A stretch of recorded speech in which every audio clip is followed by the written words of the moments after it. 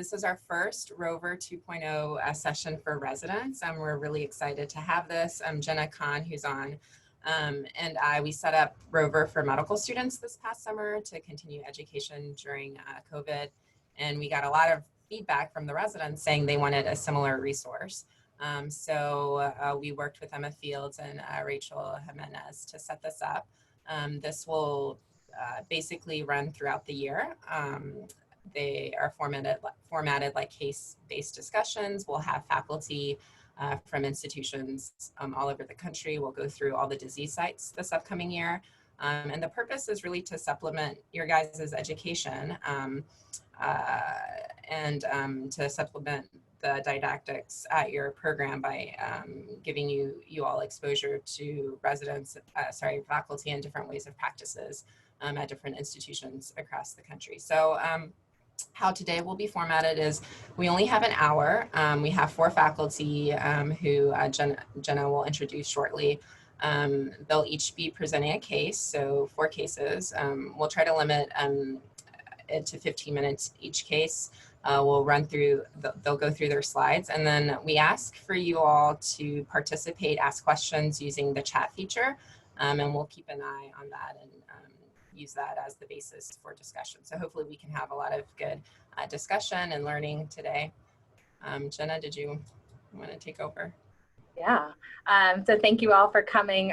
When you do have any questions in the chat, please make sure when you say to, it's to all panelists and attendees so everyone knows what your question is when we're going through those. So today we're going to do GI malignancies.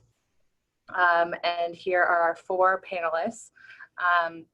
Dr. Chang is from Stanford, Dr. Fields from VCU, Dr. Hallmeyer from Mayo Clinic, and Dr. Holliday from MD Anderson. So with that, we are going to start with our first case.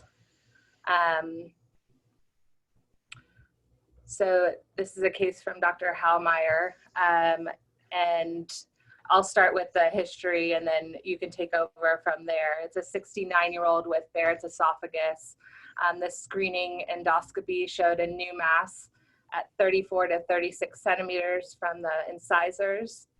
A biopsy showed poorly differentiated adenocarcinoma, and the CT chest, abdomen, pelvis showed thickening in the distal esophagus, enlarging gastrohepatic lymph nodes, but no distant metastasis.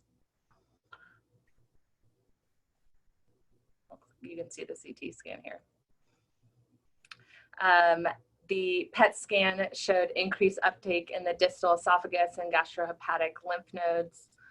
No distant metastasis is again seen. And EUS showed a T2 and 1. FNA of the gastrohepatic lymph node showed adenocarcinoma. All right, so to summarize, a distal esophagus cancer, locally advanced. And so the first question is, what would be the initial treatment approach that you would recommend?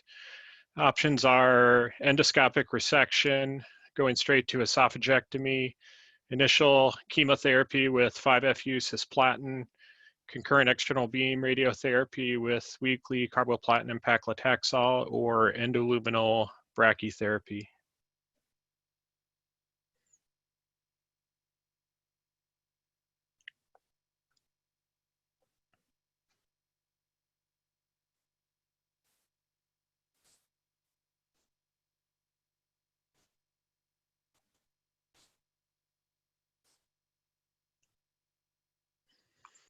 All right, so it looks like 82% of people opted for external beam radiotherapy and chemotherapy. A few people answered going straight to esophagectomy, and a few said 5-FU cisplatin. I think in the US for a distal esophagus cancer, the most common approach would be a trimodality approach with initial chemoradiotherapy followed by esophagectomy. I think there's some controversy for GE junction and proximal stomach tumors on whether FLOT chemotherapy may be also a reasonable perioperative approach, but for a true esophageal cancer, I think combined modality neoadjuvant therapy would be the most common approach. Next slide.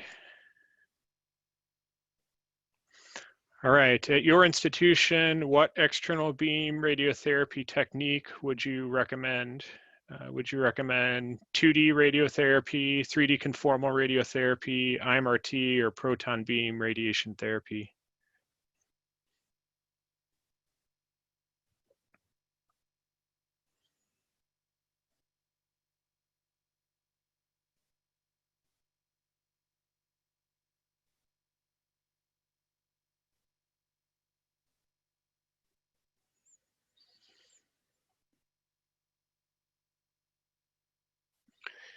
All right, a majority of the panelists said IMRT, a handful said 3D conformal, and a few said proton beam radiotherapy. I think most people in the United States would prefer some type of highly conformal treatment, most commonly IMRT. I think 3D conformal is acceptable, especially if the volume is relatively small and the heart and lung doses are reasonable. And then some institutions are using proton beam radiotherapy for esophageal cancer. So let's go to the next slide.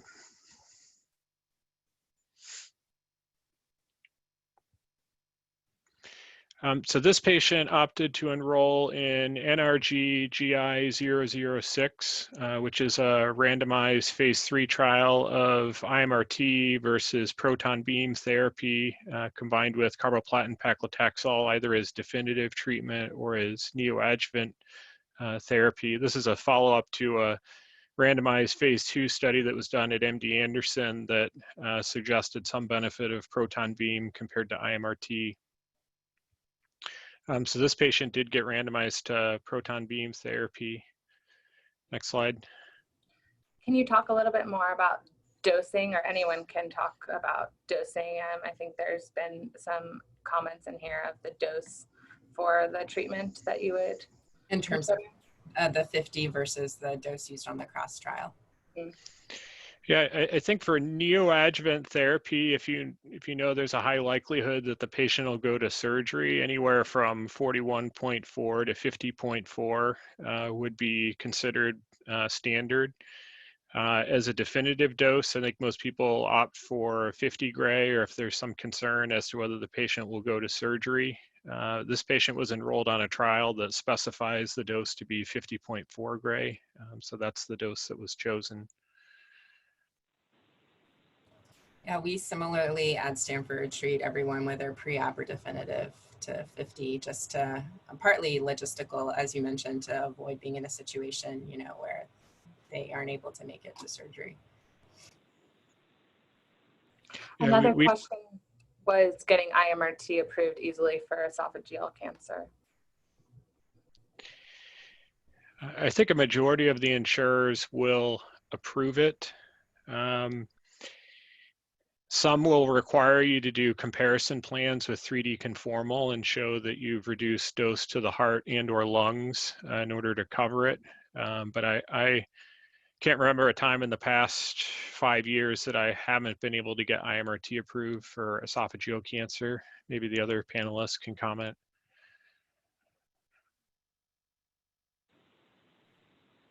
Yeah, I agree. There are a handful of insurance companies that will ask for a comparison plan to prove the benefit, but we very rarely treat with 3D conformal.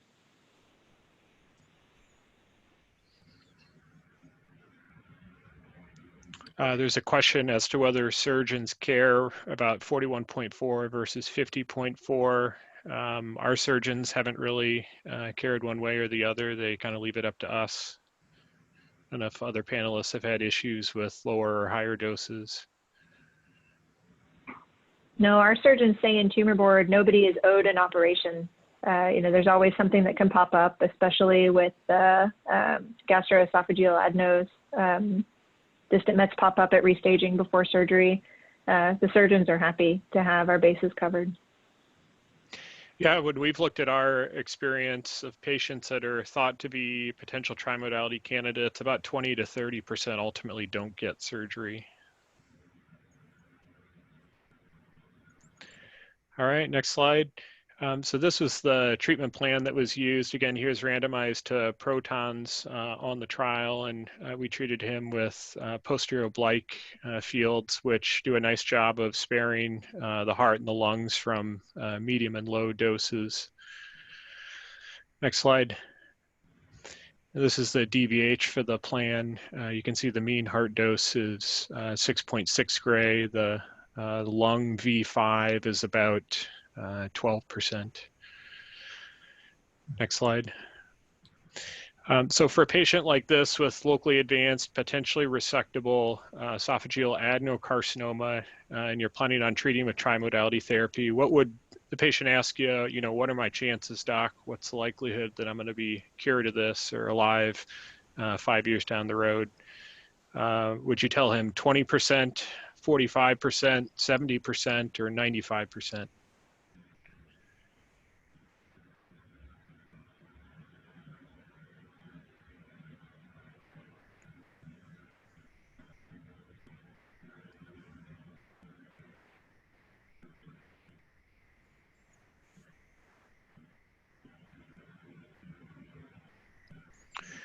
Okay, looks like most people answered 45%, which I think is the most appropriate answer. If you look at the cross trial and some of the other trimodality trials, typically about 40 to 45% is what you see for 5-year survival rates.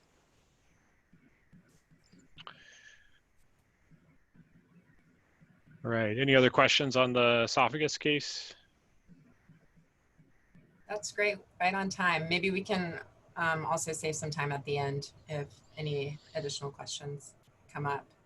All right, thanks, Chris. So moving on to Dr. Fields, gastric cancer. Did you want to talk about your case now? Sure. So moving down the GI tract, here we are in the stomach. This is a 56-year-old female who is actually really healthy, works full-time. She was considering doing a weight loss surgery, and in the workup, she complained of some dyspepsia and was recommended to have an EGD.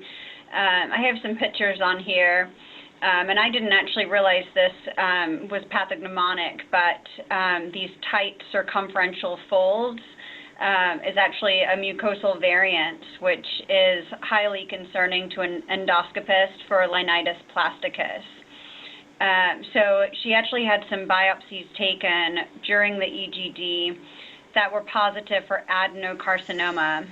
Another thing to note is that her H. pylori IHC was negative.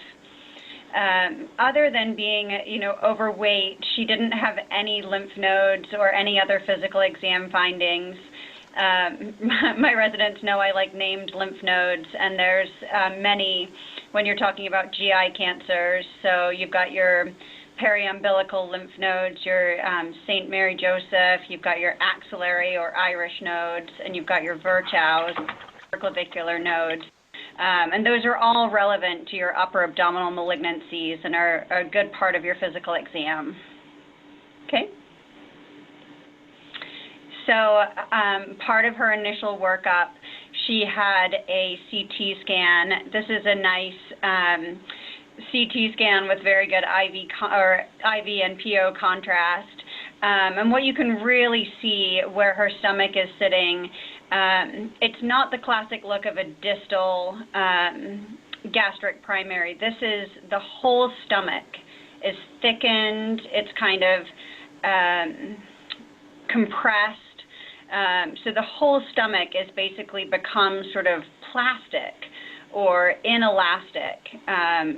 Like I said, it's compressed and tight and thickened. She had no evidence of disease outside of the stomach, no lymph nodes, and her lab findings were normal. Let's see. I'm getting some questions here. Oh, good. Dr. Hallemeyer said another pearl is if the stomach does not distend on EGD. Yeah, exactly. So I think that's part of it, right? Like the wall is meant to be this elastic basically holding pocket. And if it's not functioning normally, that means something's wrong with the wall there. So that's exactly right. And the significance of H. pylori testing, really that's just related to another risk factor. We think about H. pylori being one of the irritants, that can cause this. And so for people who are H. pylori positive, it's not as significant as with like a lymphoma where you can treat that and treat the disease. But it is something that, could make them probably feel a bit better by treating.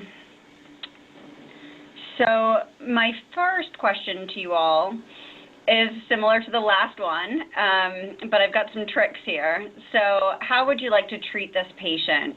Your choices are do an upfront gastrectomy followed by chemoradiation, do a gastrectomy followed by just chemotherapy, or do perioperative chemotherapy, so chemo before and after a surgery, or do preoperative chemotherapy, then surgery, and then chemoradiation.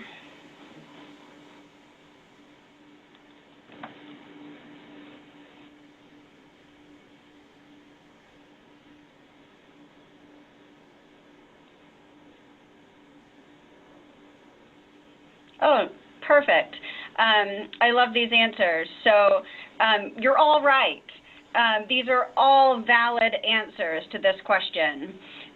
So we're going to walk through them one at a time. About 20% of people pick the first answer. And in truth, that's often how we treat at our center. Most of these patients are seen first by the surgeon. And especially if they're quite symptomatic, they go straight to gastrectomy. And then we typically follow up with adjuvant chemoradiation. This is based on a pretty old now study, the INT 0116 or the McDonald trial. Next slide. Another answer that's perfectly reasonable as well is gastrectomy followed by chemotherapy. Typically, this is not just 5-FU-based chemotherapy. This has got to be at least double agent chemotherapy, and this is based on 2 trials from Asian countries, both ARTIST-1 and ARTIST-2. And, I think you just have to be a bit more careful interpreting that data and using it to our patients, because typically, those tumors are quite different than tumors we see in this country. As a start, Asian countries do screening for gastric cancer, many of them. So they're diagnosed at earlier stages compared to what we're diagnosing our patients with. Also, they can be located in different parts of the stomach, so they're more likely to have distal cancers, whereas we typically think of having proximal cancers. And then the surgical techniques are really quite different, much more aggressive in Asian countries. Okay, next. And then a third choice, which I think is really becoming more standard, especially with the publication of FLOT4 regimen showing a significant improvement in outcomes even compared to the MAGIC regimen, adding that docetaxel. That's what the T stands for. And so that's a perfectly reasonable regimen, but it does mean that they have to get chemo before having any kind of surgery. So again, sometimes it matters just who they meet first, what kind of process they go through, how symptomatic they are. And then the last choice is from the Critics trial. And basically what they were doing was doing chemo followed by surgery and then chemo or radiation afterwards. Basically what they showed is that you don't really need chemoradiation if you got chemo before surgery. But there are exceptions to that for people who maybe don't have a great response to the chemo they got neoadjuvantly at the time of the pathology. So I just put these all as reasonable answers so that you can remember these are sort of the main studies and the main techniques for people to follow when they're being treated for gastric cancer. Sorry, I was trying to read at the same time. So Dr. Holliday says another option is chemo, then chemoradiation, and then surgery. That's true too. Dealer's choice. And then when giving post-op chemoradiation as in option A, is that based on specific risk factors? Well, really, the McDonald trial included everybody from stage 1B up to stage 4A. So pretty much in this country where we're not screening, I haven't met a gastric cancer that I haven't want to give treatment to post-operatively if they have not had neoadjuvant chemo. So if they've not had neoadjuvant chemo, I think pretty much all comers would benefit from adjuvant treatment. Really, I think a lot of it has to do with the lymph node dissection. So if the lymph node dissection is what we would call an American lymph node dissection, which I'll talk about in just a minute, then people really, I think, benefit more from that McDonald type regimen. Okay, we'll go to the next slide. Any other comments from what they do at their institution? Oh, perfect. The other panelists? Yeah, I think Anderson, I think, is the exception rather than the rule in terms of gastric cancer. Our high volume gastric cancer surgeons are big believers in pre-op chemoradiation, both for patient selection. You know, gastric cancer in general has a pretty poor prognosis and a high rate of distant mets. So, you know, selecting patients who are actually not going to med out and who are going to benefit from what's a, you know, pretty difficult and morbid surgery is helpful for the surgeons who like their patients to have good outcomes. And so our multidisciplinary team has treated with 4 cycles of FOX48 chemo, followed by 45 gray pre-op chemoradiation, followed by surgery. So it's in NCCN as like a level 2B option. It's definitely not the standard, and it's currently being prospectively evaluated. But just throwing it out there, that's what we do. That's interesting. I think it probably works. It's probably easier to tolerate for the patients. It's hard getting them through adjuvant treatment. It is remarkably easy, and the fields are smaller because you have a GTV to C in target with the mucosal expansion. Yeah, so the patients do remarkably well. We don't treat very much post-op just because our surgeons are such big believers that when I have to try to get a patient through post-op, it is a nightmare. Yeah, Mayo, pretty much everyone gets FLOT as initial treatment. There's very few patients that would go straight to surgery. And then a subset of the patients after FLOT would be considered for neoadjuvant chemoradiation, specifically patients that are T4 and there's concern about margins, or there's a lot of bulky nodes, or there's extension up into the lower esophagus, and that subset will consider chemoradiation after FLOT and then surgery. But it's very rare that we would be in a situation where we consider post-op radiation. Yeah, hey, this is Dan Chang. Sorry, I joined a little bit late. At Stanford, yeah, for a long time we were an intergroup kind of institution until probably, I don't know, 4 or 5 years ago, it seemed to flip. And I guess since FLOT came out, that's been more popular. Back when it was MAGIC and ECF, our med-oncs actually really didn't like ECF because it was poorly tolerated. So we still kind of clung on to post-op chemoradiation. But now FLOT force probably dominated. I do look forward to, you know, things like Top Gear and Critics too, because I do think the pendulum, at least I'm hoping, I'm you know, anticipating and hoping that the pendulum will swing towards preoperative chemoradiation. We just need those trials to hopefully show that that's true. Yeah, I mean, Top Gear just showed us that we can do it, but Critics too will really hopefully push us forwards. I think for now these are probably the peri-op or the post-op are probably the board safe answers. Plus, usually they're trying to get you to a radiation type answer. So they'll probably give you a surgery case on boards.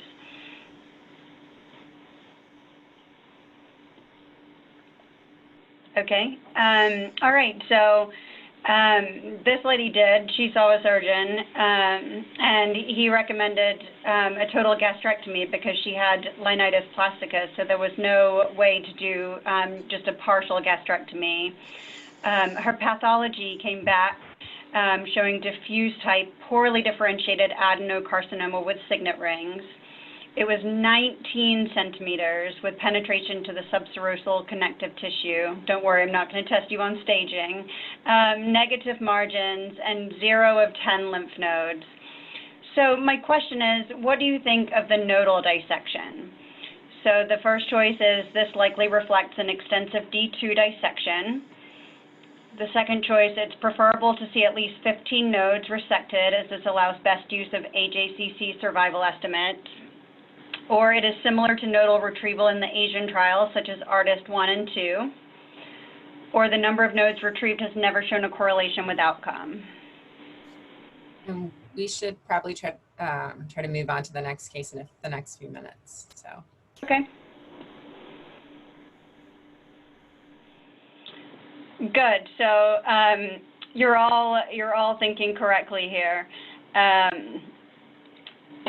The number of nodes involved really reflects the number of involved nodes reflects the burden of disease, and the AJC stage group survival estimates best represent the stage when at least 15 nodes are dissected. So, perfect. All right, so quickly, after a total gastrectomy with a Roux-en-Y reconstruction, what would you want to be included in your CTV? So you've got your anastomosis, the esophagus to the jejunum, the duodenal stump, and I have a nice picture here, which honestly, I'm not going to be ashamed to admit, I pull this up every time I'm doing these. No matter what the reconstruction is, I think it's really helpful to think through where the cancer was, where it was cut from, the splenic nodes, common hepatic nodes, or all of the above.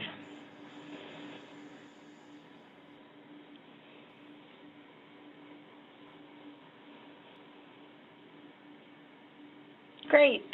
It's a little bit obvious when you do an all of an above, but I want you to, think these things through and how this might be different depending on what kind of a case you're going to be contouring.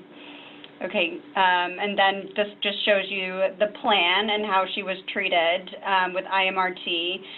It does become a huge volume when you're covering all of those things, all the way into the tumor bed, the esophagojejunostomy, over to the duodenal stump, and the nodes like around the porta hepatis.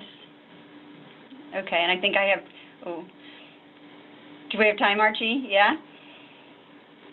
Okay, this is the challenging question. Which line on the DVH would you accept for your kidney dose? So the orange line, the light blue line, yellow, green, or purple. So this is a bit of a thinking question because you have to know what constraints you want to accept for your kidney, find them, and then find the line that falls under those constraints. So on the bottom, you've got your dose in centigrade, and then you've got your percentage volume on the y-axis.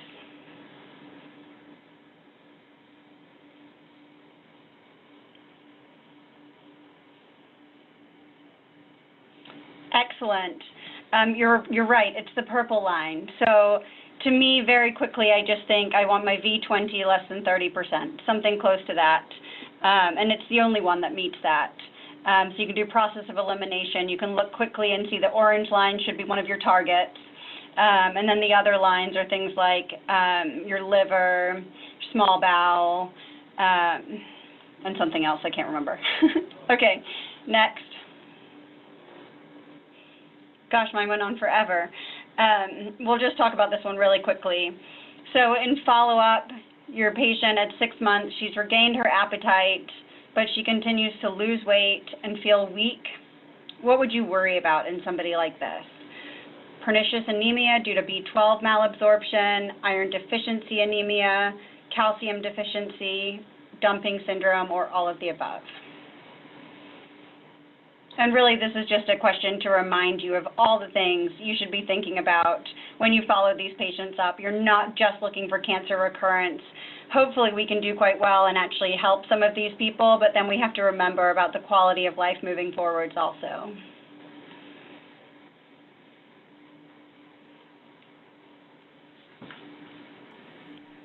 Great. The next case is pancreatic adenocarcinoma. So Dr. Holliday is going to take us through this. If you want to start with the H&P. Sure. So this is a 50-year-old lady.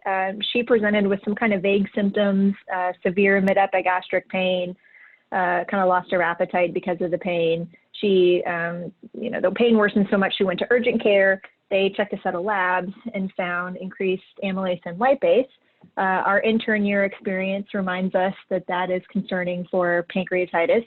So they ordered a CT chest, abdomen, pelvis to be done, really looking for pancreatitis or some other cause of this poor lady's pain. So if you scroll through the next several slides, they're just going from top to bottom, axial slices. And if you're looking here, pancreatic cancers are usually hypodense on CT. The contrast shows the involvement with this mass in the vessels. Leaving the aorta there posteriorly, you can see the celiac and the SMA, and the relationship of the tumor with those vessels is really the first important point to look at with pancreatic cancer, because it helps us assess resectability. So the other thing you can look at on these CT scans for pancreas cancer, here I've windowed it so you can really see the difference between the pancreatic parenchyma that lights up a little more, and then that darker mass stuff that extends posteriorly. If you can't see that, because some pancreatic cancers are a little bit more infiltrative, you can look for some pancreatic ductal dilatation, which is starting to show up if you go down. There you go, kind of in the body tail.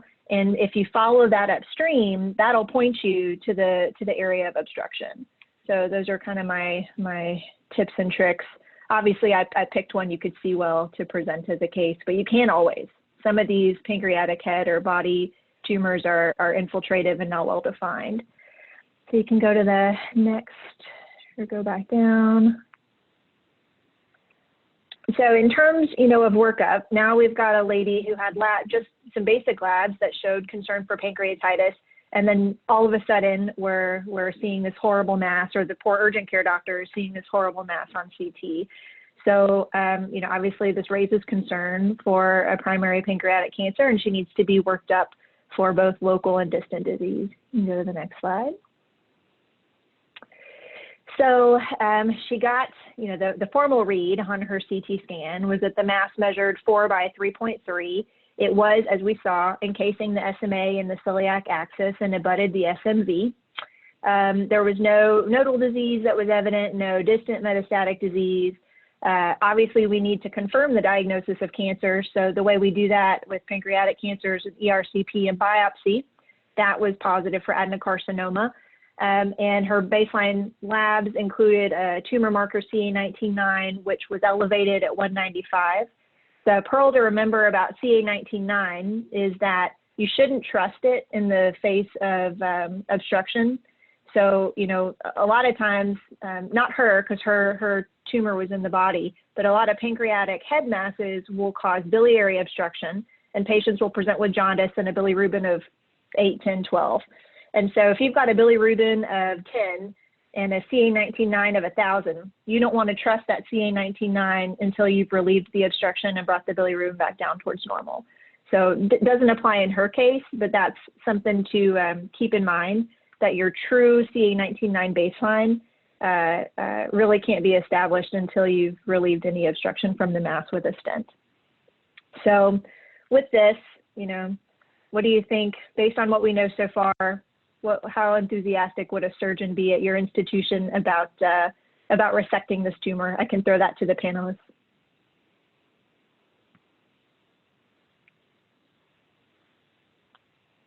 I'm not enthusiastic at all. Yeah, I don't here. think surgeons at wherever, Hopkins or wherever the most aggressive place, are going to touch this one. That looks like... Maybe Mayo, no? Oh, come on, Chris, do it. Yeah, you certainly wouldn't consider it as an initial approach. Yeah, agree. Yeah. At Anderson, they felt similarly. We discuss all of these patients at our pancreatic tumor board, and we try to discuss everybody at initial presentation to sequence any preoperative therapy or whatever. And in this setting, this was considered a never ever surgical candidate. So there's resectable, there's borderline, there's unresectable that maybe we can make borderline with heroic downstaging, And then there are never evers. And so this poor lady, unfortunately, was classified as a never ever by our surgeon. We can go to the next one. So my first question to y'all is, once we've assessed that she's unresectable, how would you treat her?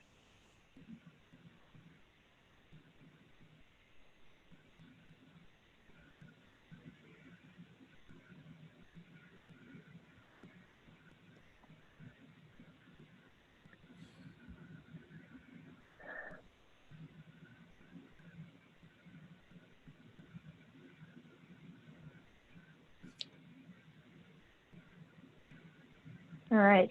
And this is kind of another one of those questions where all the answers are right.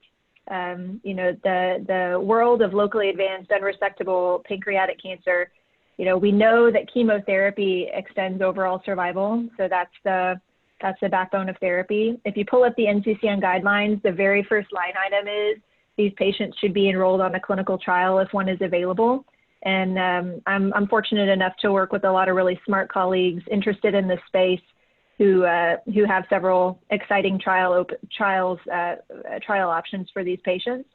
For patients that aren't trial candidates, then, you know, typically we always start with chemotherapy, and depending on the performance status of the patient, it's either modified FOLFIRINOX or Gem/Abraxane. Usually we'll give that either to tolerance of side effects or to maximum response. So once we see the CA19-9 plateau, the tumor kind of stops responding or becomes stable on the CT, that's when we bring the patient back to tumor board and talk about a local consolidation approach with radiation. So, you know, in the question I asked, should we do standard dose chemoradiation? Should we do SBRT? Should we do some kind of hybrid dose escalated regimen? There's no real clear consensus. And, you know, by and large, different radiation regimens, we don't even know that radiation is helpful. LAP07 would suggest that it's not for overall survival. We certainly don't know which of the radiation regimens available is the best for these patients. And so really this is a case for personalized medicine and discussing each patient on a case-by-case basis. You can go to the next slide. One of the questions was, what constraint do you use for the duodenum with SBRT? Yeah, so for us, we keep the max under 40, and we keep 1 cc under 35. We look at the V20 volume also, and we'll try to keep that under 20 cc's if we can, although that's a constraint we would relax to get a little bit better target coverage. But the V35 less than 1 cc and Dmax less than 40 are the ones we hold firm to, at least at Anderson. Yeah, we're very similar. I presume maybe it's because there's a certain chief over there that maybe brought some dose constraints over. Just kidding. That's right. But he taught us what we know. So, you know, for this lady, she did start off with modified FOLFIRINOX. She was a healthy 50-year-old woman, had kids in high school, really wanted the best chance of success. She had a good response to chemotherapy. The one on the left there is post-chemo. So you can see it's measuring smaller. Her CA19-9 actually came down to normal, which is excellent. Still not a surgical candidate. You know, I briefly mentioned LAP07. We know what we can expect with standard dose consolidative chemoradiation, and that's no improvement in overall survival, maybe some improvement in local control and buying someone some time off chemo. And this patient, you know, came to us really wanting something more aggressive. She wanted a chance of cure. So it's hard to talk about cure with pancreatic cancer in the absence of surgery, but there are some, at least single institution retrospective data that would suggest for certain patients with very anatomically favorable tumors, you can dial up the dose safely. And although the tail of the curve is small, we might be able to get to some long-term survivors.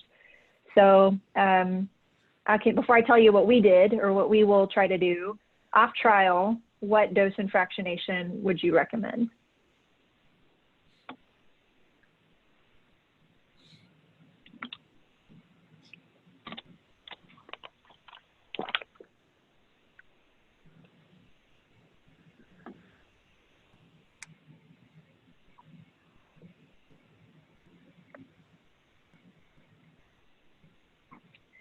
Yeah, so the 50 to 54 gray in standard fractionation, that's LAPO 7, right? 54 gray in 30 fractions. If you're on the boards, that's the safest answer. You know, that's data driven. If you want to offer that, you always have to tell the patient that you do not expect an improvement in overall survival compared to chemo alone based on the results of LAPO 7. But that doesn't mean there's not a benefit to treating. You know, the pancreatic cancer is painful. It is, you know, it affects quality of life. Continuing on chemo forever affects quality of life. So that's not to say there's no benefit to treating with standard dose, but we know we're not going to make any big gains in survival with consolidating with standard chemoradiation. So our approach over the last maybe 10 years or so has been to consider dose escalation, trying to achieve a BED above 70, as long as the tumor is in an anatomically favorable position. And what we mean by that is if we have at least a centimeter of space between the tumor and any luminal GI organ, then usually we're able to achieve fairly decent dose coverage with that BED above 70 while meeting dose constraints for the surrounding organs. And based on some retrospective work we've done, and some others have showed similar, is that when we're able to achieve a BED over 70, there is a tail to the curve. There were, you know, 31% 3-year survivors, which is pretty good for non-operative pancreatic cancer. And there was a smaller tail to the curve. You know, we've got a couple survivors long-term, 5 years, 7 years or more. So we'll give it a shot for patients like this. When we can get a safe plan that meets constraints, we will try dose escalation. Our favorite schedule for dose escalation is 60 to 67.5 and 15. But there are other ways to get there. There's kind of more gentler fractionation, 63 plus and 28. 40 in 5 SBRT is right at 70 gray. So that's also an option. And we don't really have a, you know, our preference is 15. It's a little bit more forgiving than SBRT. So if your anatomy is not perfectly lining up every day, there's a little bit more grace. And also the BED is a little bit higher with 60 and 15 compared to 40 and 5. So our other panelists, do you think we're crazy? Do you do anything similar? I do the same thing. I really like the 15 fraction regimen for patients that are unresectable. It seems like a good compromise between not being so aggressive like SBRT and then you know, not doing a excessively protracted course for what's really palliative therapy. So I've been doing the 15 fraction for the past 5 years for these patients. And I see some questions coming in. Selecting patients for SBRT versus these other regimens. You know, the biggest no-go for SBRT, at least for us, is duodenal invasion because, you know, the late toxicities that are really quality of life or even life-limiting for patients would be like a duodenal perf for ulceration or bleed. And if there's invasion of the tumor, you know, pancreatic head tumor into the duodenum, then that's a no-go for us. We'll do more standard, you know, gentle fractionations there. And fiducials, we will not use fiducials at our institution just because we have a high resolution CT on rails. So I can see the tumor and I can see the bowel. If you're just using a cone beam for daily image guidance, then you probably will need fiducials in order to reliably line up to your tumor. The problem with that is fiducials don't help you see the duodenum and the jejunum and the stomach. So if it kind of depends on the quality of your cone beam CT image and frankly, the patient's anatomy. You know, bigger patients can sometimes have these fuzzy borders between the OARs and the tumor. And even though the fiducials help you line up and hit the tumor, you don't know how much bowel is in your field on any given day. So I think probably this is going to be a big area of advantage of MR-Linac as that technology becomes available in more places and we can have better soft tissue delineation of the tumor and the OARs. So this was my plan for her. We were able to get 67, 50, and 15 fractions. I do give concurrent Xeloda for 4.5 gray. It's fairly well tolerated and gives a little bit more radiosensitization. And I used our daily CT on rails for her every day, keeping the 45 gray off all of the luminal bowel structures. And here, this is an example of the CT on rails for image guidance, just showing how we really watch that interface between the tumor and the bowel. And I tell my therapist, and I look at personally also, the position of the 45 gray isodose line to make sure it stays off the luminal structures in 15. And this is just how she did. After finishing radiation, she started some chemo. Initially, she had a good local response to the treatment. Her CA19-9 remained normal. These pancreatic tumors don't melt away after treatment, but they kind of shrink down a little bit more and become more fibrotic. So they look a little bit more dark, a little bit more homogeneous on the follow-up scans. Unfortunately, her overall story was not super positive. As we know, happens with some frequency with pancreatic adenocarcinoma, the risk of distant mets is high, and that's unfortunately what happened to her. There is a question or two in here. Are you attempting to cover a ENI in your 15 fraction regimen to a lower dose? We are not. So patients who are not going to surgery, we don't cover elective nodal radiation. They, our primary role with radiation is for local tumor control. And if they've had, 12 months of modified FOLFIRINOX, and if that didn't take care of, micrometastatic disease in some nodes nearby, what's a little elective radiation dose going to do? So I think the improvements in systemic therapy options have made us feel a little bit more confident shrinking down the fields, which allows us to give escalated dose where it matters. I'm going to present a slightly different perspective. I typically will try to cover the celiac and the SMA back to the aorta with a lower dose, because again, this is aggressive palliation, and many patients will have back and epigastric pain related to tumor infiltration of the celiac ganglion. So, it's essentially no toxicity to cover a little bit further back to the origin of those vessels, but I don't think it's a mandatory thing. And totally agree with you. If there's any sniff of celiac plexus pain, then we're more generous as well. Totally agree. Yeah, we at Stanford started about a year and a half ago. We're primarily an SBRT institution, but we do a 25 and 5, modeled after the rectal short course, to cover elective nodes. And one of our residents, Jacob Miller, has written up the series that we're planning to submit pretty soon to be able to show some results comparing with and without ENI. But he would be mad if I spoiled the results now, so I won't say anything. Okay, great. Are we on my case now? Yeah, so we're moving on okay. to the finale of this session. Dan Chang with his rectal case.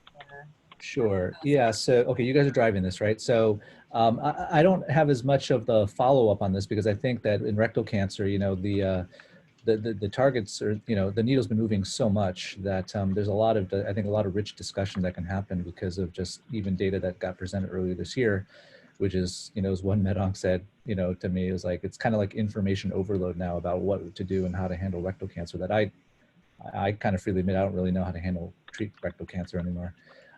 So this is a 65-year-old male who presents typical rectal bleeding, colonoscopy. I'm just going to kind of get quickly through the workup. Basically, colonoscopy shows a circumferential rectal mass in the distal rectum. Biopsy is a low-grade adenocarcinoma. And I'll show you the images, but basically there's a mass on CT, but no metastases. And then an MR, a rectal MR is performed, which is our routine staging these days, that has supplanted endoscopic ultrasound. And it shows a fairly large tumor extending from the anal verge up, extending 9.6 centimeters superiorly, involving the internal external sphincter muscles. Multiple perirectal lymph nodes are seen, and it's staged as a T3N2, and we know it's an M0. Physical exam could not be performed, but there was an anal mass protruding. You could see it kind of poking out through the anus, but you could not otherwise do a rectal exam due to pain. So there's the MRI sagittal. You can see a large mass extending very low down. And there are nodes. I don't know if I included the slices that show it, but here is it on the CT, and we did a PET scan as well, and you can see where the tumor is. So hopefully that gives everyone a good sense of just how locally advanced this tumor is. Okay, and the question we have is, what's your recommended management? And I have a number of choices because this reflects really kind of all the different, the bevy of menu options. I'm going to say, I don't think that they're all right answers. So, but I think some are right, more right than others for sure. But you have long course chemoradiation, TME adjuvant chemo, that's standard German rectal. You have short course TME adjuvant chemo. You can do chemo alone and then surgery. You could do total neoadjuvant therapy, which is chemo and radiation in some combination. You could do chemoradiation watch and wait, chemoradiation local excision, or do upfront surgery. Please vote.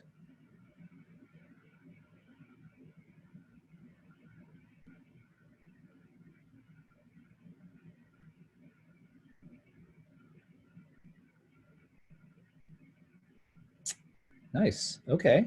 This actually reflects pretty much what I think is going on in the world today, which is that long course chemoradiation, the German rectal, I mean, that's still there because we're still kind of in the last probably bits of the German rectal era of you know, management of rectal cancer. I kind of liken it to, like, you know, BlackBerry versus iPhone. You know, German rectal trial has been around for so long, it's become a standard, but now total neoadjuvant therapies come around, which is the iPhone circa 2007. And we know that's going to be the future. We just haven't quite gotten rid of all the people who are still clinging to the German rectal paradigm. But total neoadjuvant therapy, I would say, is probably, is the right answer. That's what we are doing at Stanford. And, you know, I'd love to have the panelists get their thoughts on it too, but basically the idea of total neoadjuvant therapy is that you combine chemotherapy, multi-agent systemic chemotherapy with chemoradiation, and we'll talk about how that's done in the next question. But mainly it's that you do everything in the upfront setting prior to surgery. And the reason why the disadvantage of German rectal trial approach is that, one, you're giving chemoradiation in a situation where a patient has a very high risk of distant metastases. So the benefit of moving chemotherapy sooner is that you address systemic therapy sooner, or systemic disease micrometastases sooner. And the other problem is that compliance of chemotherapy after surgery is actually quite poor. It's less than 50%. So, you know, they'll say you're not going to get much, and there's been actually a lot of randomized trials looking at testing adjuvant chemotherapy in the locally advanced rectal cancer setting, and many of them have been negative. And a big criticism for that is because compliance is so poor. So you're not going to get a benefit from adjuvant chemo if you can't actually get the adjuvant chemo. So if you get it up front, you have a much higher compliance rate to get all of the therapy. So, and that's been shown. I didn't include slides, but a number of trials were presented at ASCO early in the summer, including Prodige trial, as well as the Rapido trial, looking at some combination of total neoadjuvant therapy showing improvements in outcome with total neoadjuvant therapy. So I think the results are there now. It's just now trickling down into the, you know, oncology world and working its way through. But I do think that, you know, a year from now, I think the answer is going to be actually even a little bit more skewed towards that. We at Stanford have been using this total neoadjuvant therapy for probably a couple of years now. I'm curious to know, our other panelists, anyone still using sort of more traditional German rectal, or have you guys started to convert over to total neoadjuvant? No, we're definitely doing total neoadjuvant, and we follow the Rapido schedule for our TNT. That's our default for almost everybody. Is starting with 5x5, giving the consolidative chemo for 4 months, and then going for surgery. You know, ASCO 2020 told us that TNT is the right way to go if we're looking for a DFS benefit. It didn't tell us the best way to do TNT. So I think that's going to be the next generation of trials or the next kind of debate. The COVID era, I think, has pushed more people into adopting short course for the radiation part of pre-op rectal cancer, which I personally think is great. I think that should be the rule and not the exception. But we'll see how the next phase of data shake out. Maybe we can show the next question since we're let's do that. So this is, well, so I want to steer the conversation towards TNT because this is kind of a more interesting question. and Emma alluded to this, which is that it's really how to give the TNT. If you've made that commitment of doing TNT, what is your preferred way to do it? You could do long course chemoradiation followed by chemo, then TME. You could do chemo and then chemo radiation and then TME. You could do short course, then chemo, then TME, or you could do chemo, then short course, and then TME. So please choose. And I would say this one, there's no right answer here, but we all have our preferences, I'm sure.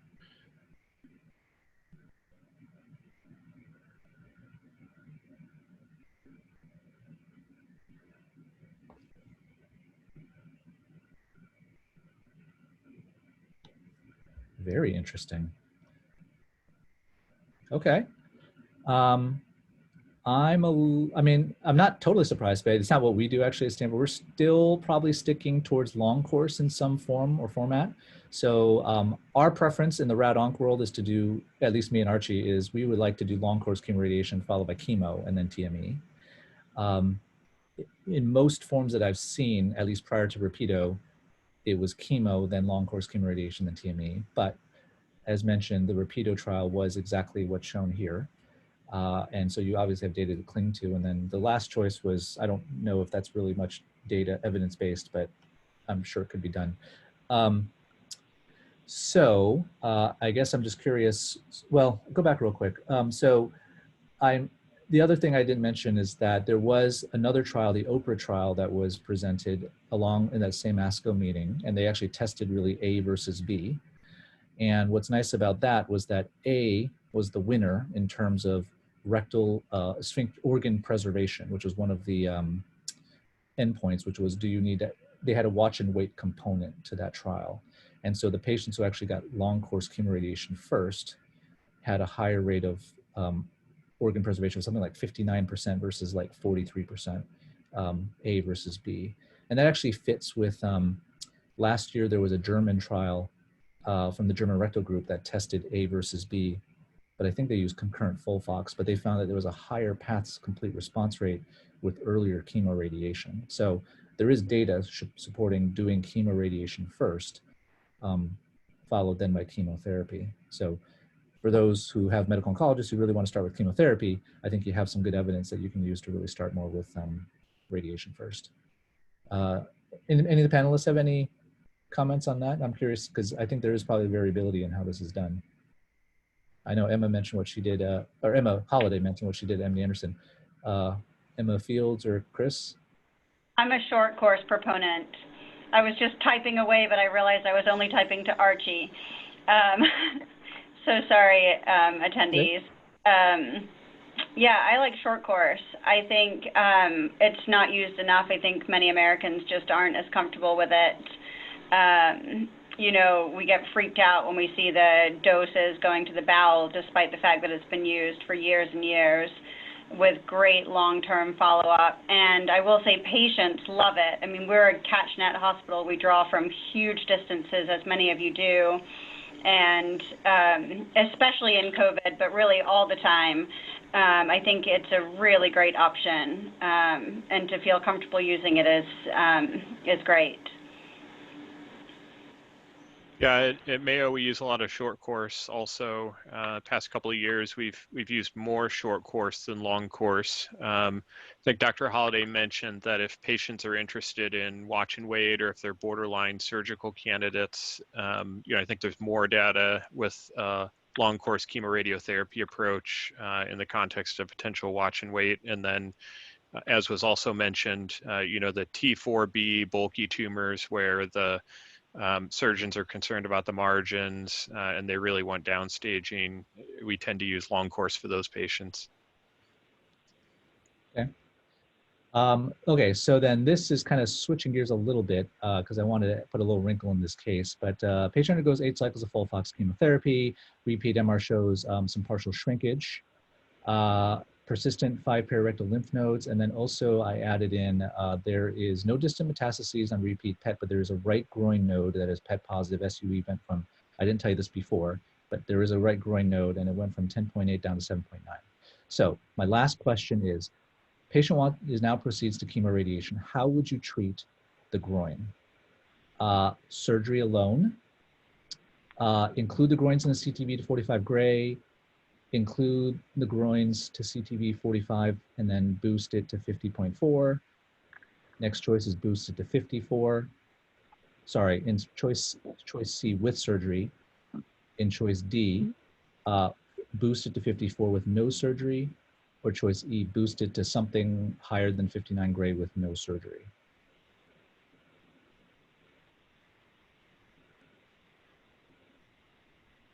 So the question is, how do you want to manage that groin node?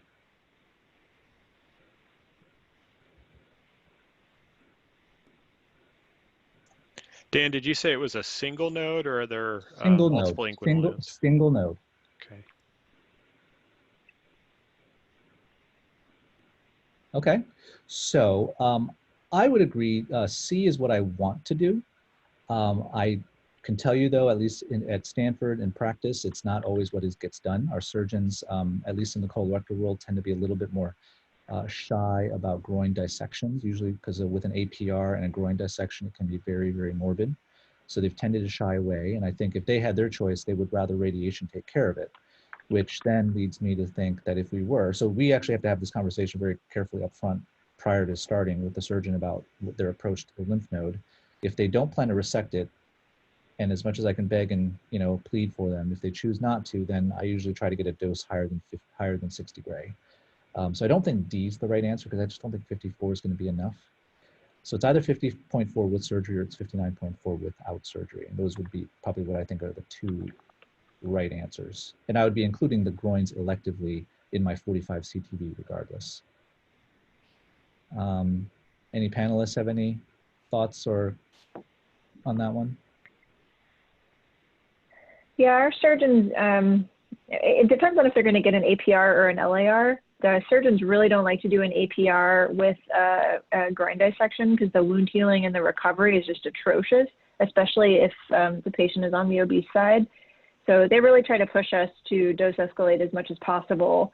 What I always throw back at tumor board is what we expect the path CR or the clinical CR to be with, with the doses that we usually give, with 50-ish gray, it's only going to be 25 or 30%. There haven't been great, compelling dose escalation data. I mean, you would think maybe we'd have a little bit of better chances if we do 54 or even 60. In the GYN world, they boost groin nodes to 60 to 66 all the time. So I've occasionally done that, but I think it's a tough situation, and positive groin nodes are also kind of can portend a higher risk of distant mets down the road. So you don't want to put the patient through too much local toxicity if it may not impact their overall outcome as much. I think it's hard. We debate every one of these patients individually, and sometimes it's not very satisfying. Yeah. Okay. Yeah, at Mayo, we sat down with the colorectal surgeons, the med oncs, and our general surgeon who does groin dissections. He's like a melanoma surgeon, not a colorectal surgeon. And we came up with an algorithm for how to manage these patients based on number of groin nodes, bilateral abuse versus unilateral.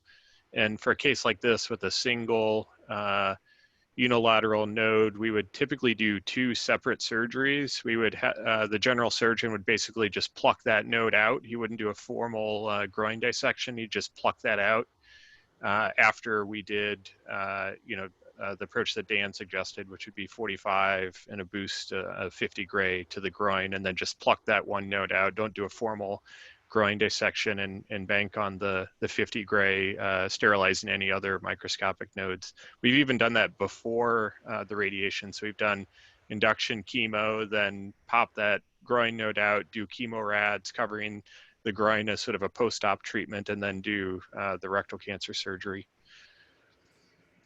Okay. Well, I think we're out of time, so I'll turn it back over. Thanks, everyone. Thank you. Thank you, everyone. Thank you especially to all of our panelists. They were wonderful. Thank you to our Rover 2.0 coordinator, Nav. You will be getting a post survey. I highly encourage you to do it because it does help us figure out, how to improve these sessions. Please reach out to us. Please look on our website, radoncvirtual.com. And next month will be GU malignancies. So that will be on November 6th at noon. So please sign up for that. Thank you to everyone.